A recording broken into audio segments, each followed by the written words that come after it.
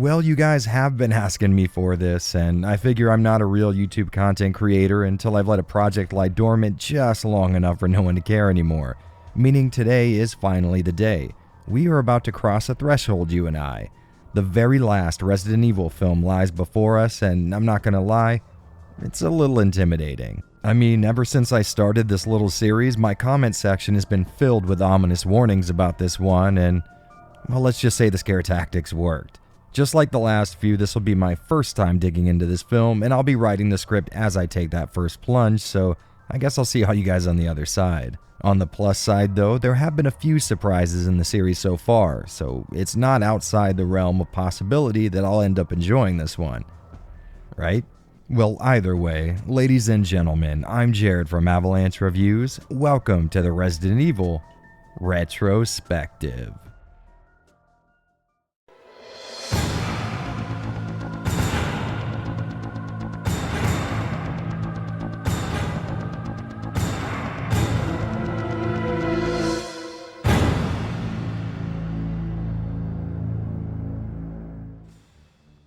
Now, you and I both know it's not a Resident Evil film without an intro where Alice recaps the events of the last few dumpster fires we're kindly calling movies, but this time around I do have to give the devil his due, as this scene is mostly a cool history lesson on the Umbrella Company and the T-Virus outbreak, using 99% brand new footage and not just B-roll from previous movies.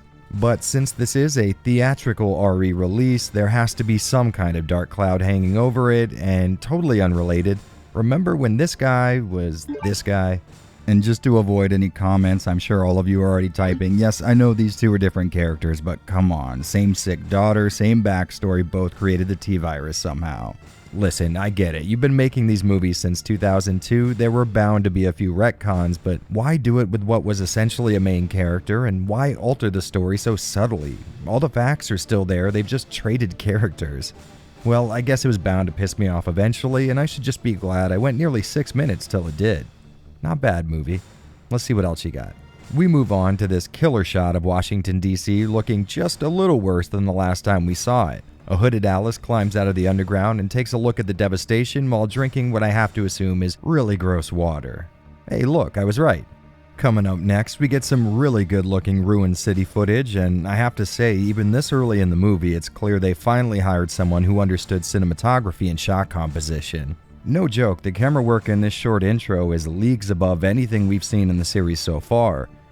Sadly though, it seems like someone in the editing room didn't quite agree, so why don't we count the amount of cuts in this, the first real action scene in the movie.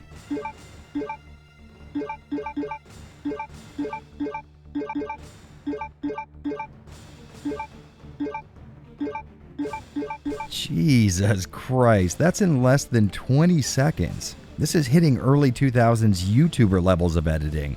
In all seriousness though, there are parts of this movie that I had to look away for a bit. The constant cuts just mess with my equilibrium or something. That being said, this is a dope car ramming scene, so that's a nice way to start things off. Back on the negative end of things, I'm pretty sure a Claymore wouldn't have blown that Jeep up. They're directional and the gas tank was behind the explosion. Yes, I am 100% that kind of guy, and I'm pretty sure you knew that coming into this video, so don't act surprised. After that one boss from RE5 is taken care of, we see Umbrella still has satellites in the air, and Alice heads back underground to yet another awesome looking area. Right from the start, I can tell a lot more effort went into this one than the last few previous films combined. While down there, the Red Queen uses an old dot matrix printer to send a little message to Alice, which I think would have no business being anywhere, let alone the nation's capital, and she tells our girl that there are only 4,000 people left on Earth. Now, I would have guessed a little less given the average lifespan of an RE movie side character, but whatever.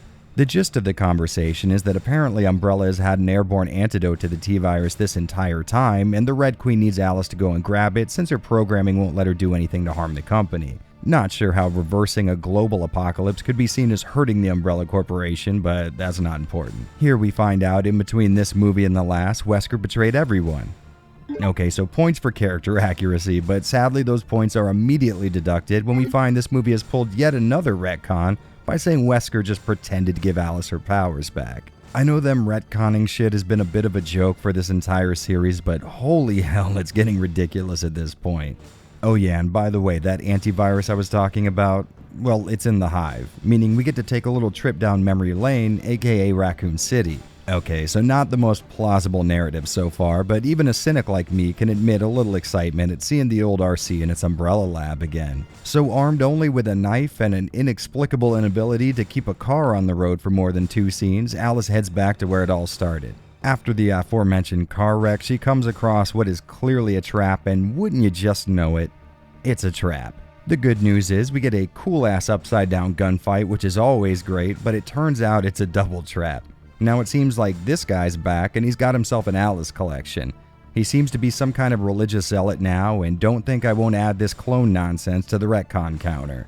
So Alice ends up getting drugged behind a tank, trailed by a buttload of undead, and I'm not positive, but I'm pretty sure this isn't the same Wesker as last time. Once again, I do have to marvel at the amount of cuts in these action scenes. It really is jarring. I mean, the action and fight choreography is top-notch, but ironically, it's almost unwatchable. What are the odds? The first RE film with good stunts, and I'm physically unable to appreciate them. Well, anyways, after that fight scene, our guy gives Alice a hand in getting away. And if you're wondering, no, I am not proud of myself for that one, but hey, low-hanging fruit is still fruit. So these well-trained looking mercenaries can't seem to hit a single motorcycle from about 10 feet with 2 chain guns and a few rocket launchers, but cool explosions are always appreciated here. Honestly though, where do these guys get off putting this much awesomeness in this movie? It's like some kind of cosmic irony. I mean, we're 6 entries deep by this point and you just now figure out good filmmaking? The obliterated Raccoon City does indeed end up being everything I thought it would be, but Alice doesn't exactly get a lot of time to appreciate it. Hey, look, Claire's back. Seems like she's fallen in with these resistance types, and is that a double-barrel pistol? Is that real? Wait, no, don't answer that. I want one regardless. Alice tells them about Umbrella's incoming zombie swarm and the antivirus in the Hive, so she gets a team together armed with all kinds of guns with way more barrels than necessary, but first they have to fight off the incoming tanks and deadheads, which leads us to a scene with a gas drum launching trebuchet. God damn it, that's cool. And the cool shit just keeps rolling in. Honestly, this movie has no right being this damn action-packed and well-made. Look at this, it's almost unfair. I mean, sure, it's stupid as hell, but it's the best kind of stupid. Well-executed stupid. And you might be wondering how they're going to top all this. Well, the words flammable fountain comes to mind. Go ahead, I defy you to think any single part of this is not in any way amazing. And with a majority of the zombies properly barbecued, Alice gives these guys in the tank the same treatment, leading me to wonder exactly how this guy not only survived, but was in peak fighting condition afterwards. Well, that problem sort of solved itself, so we can finally get down into the Hive. The crew heads into the nuclear crater which exposed the entrance of the Hive, but Wesker unleashes a pack of Cerberus, and honestly, this is a very RE1 intro kind of scene. I really dig it. After that eventually doesn't work, Wesker decides to seal the Hive, an option that really should have been explored way before this point. I genuinely laughed my ass off for this part, imagining some big security meeting trying to figure out how to keep people from coming into the Hive and just closing the door never coming up as an option. Then the Red Queen lets us in on why she decided to betray the company. It seems like Isaacs from Part 2 basically convinced the entire Umbrella Board of Directors that since the world is going to end at some point anyways, well, why not just end it now on purpose?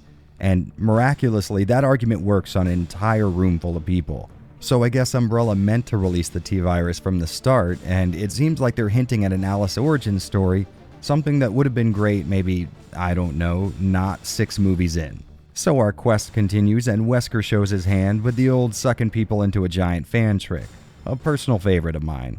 And this is probably a good time to mention that there's been this looming plot thread about a possible Umbrella asset being in their midst, and so far everyone I've suspected has died, so I'm gonna go ahead and put my money on the guy banging Claire. Let's see how clairvoyant I end up being. Hey, that wasn't even on purpose. Guess I'm a poet and don't know it. Make a rhyme every time. Okay, I'll stop. Once Wesker starts pulling some horror movie shit by separating the group and killing them off one by one, Alice comes up against whatever this is, but damn it, I'm here for the Hive, not these brand new locations. And when I was talking about it being hard to watch these action scenes, let's call this the ultimate example. After this, we're treated to a little Isaac's action as he basically screws himself and Claire wakes up in yet another room I don't recognize from the first movie.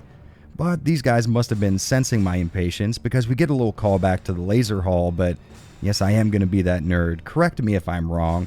This bag contained the device meant to shut down the Red Queen and not a bunch of weapons. Oh, and I'd like to include I nearly spit my drink out when Alice grabbed a damn MP5 and said something about it having stopping power. If you know, you know.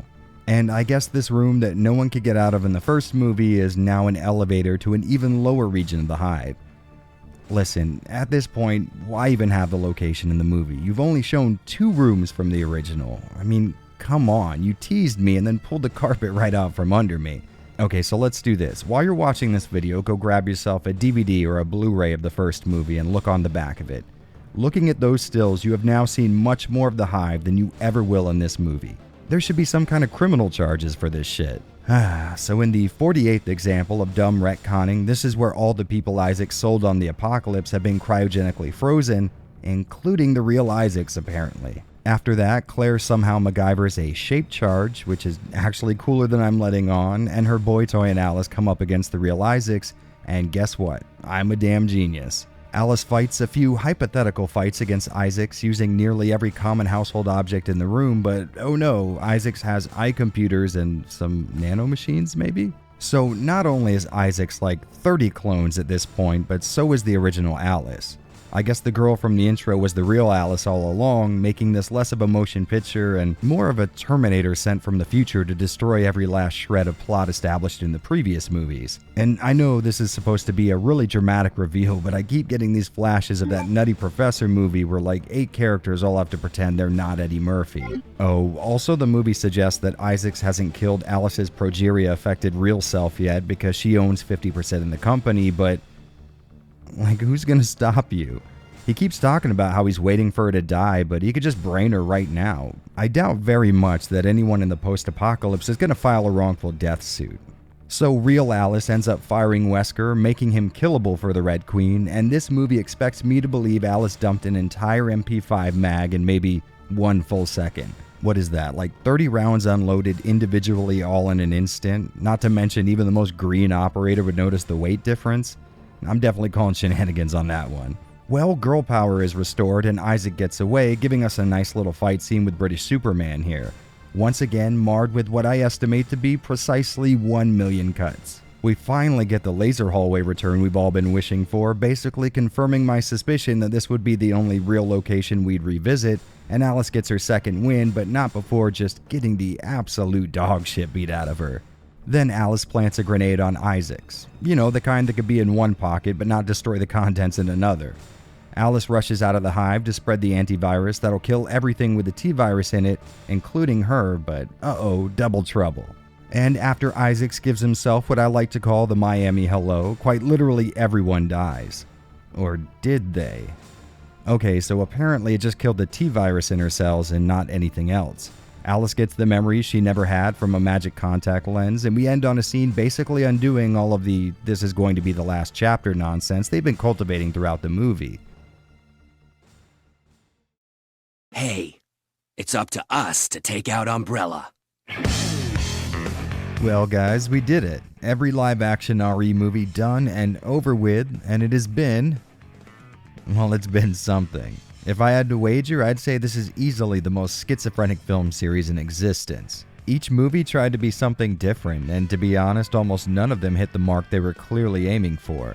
With this last entry, I have to admit it did a better job than any other, but the seizure-inducing video editing nearly killed it for me. Which is a damn shame because holy hell did it have a lot going for it. Sure, it was absolute schlock in its purest form, but for the first time, an RE movie was intentionally entertaining a majority of the time. But I guess if you're gonna bookend something like Anderson's RE series, this is the best way to do it. Make something that's genuinely enjoyable to watch, and then for some reason, make one decision that literally ruins all that. Alright, so maybe ruined is a strong word, but trust me when I say the editing in this movie really will induce some kind of stomach sickness. It's pretty insane. Some of the issues here are so damn obviously bad on their face that if I didn't know any better, I would assume these weren't filmmaking mistakes, but some kind of purposeful homage to the rest of the series. So would I recommend following in my footsteps, watching every RE movie one after the other? And the very obvious answer is, of course not. These were awful. but maybe get a few friends together, order a pizza, and see how far into the franchise you can make it. Make sure they're friends you're comfortable losing, though, because I doubt very much they'd ever want to see you again. Really and truly, though, this is obviously a dumb series of movies, and to some of you, that may actually be some kind of a value. This is a series that varies so much from film to film that I can't so much recommend a single one of them, but instead, might be able to pick out a few scenes from each I actually enjoyed watching. So I guess it's really up to you, but I'll be honest with you, I'm probably not going to watch a Resident Evil live-action movie for a very long time to come. And with that, we finally get to close the book on something that honestly shouldn't have been created in the first place. I guess the best thing we can do now is hope and pray we don't get any more stupid-ass RE movies. You know, like the kind that would, I don't know, hypothetically try and sell the concept of a bunch of Wesker's kids running around. God damn it. Hey dorks, I hope you enjoyed my pain here. If you'd like to see me have even less respect for my own well-being, maybe click the subscribe button or support these vlogging sessions on Patreon. If that's not your speed though, I'll have the rest of the RE movie reviews here on screen and something else you'll probably get into. Now, if you'll excuse me, I need to cleanse my palate with the greatest film ever made by human beings, Clue. Oh yeah, that's right, I said it.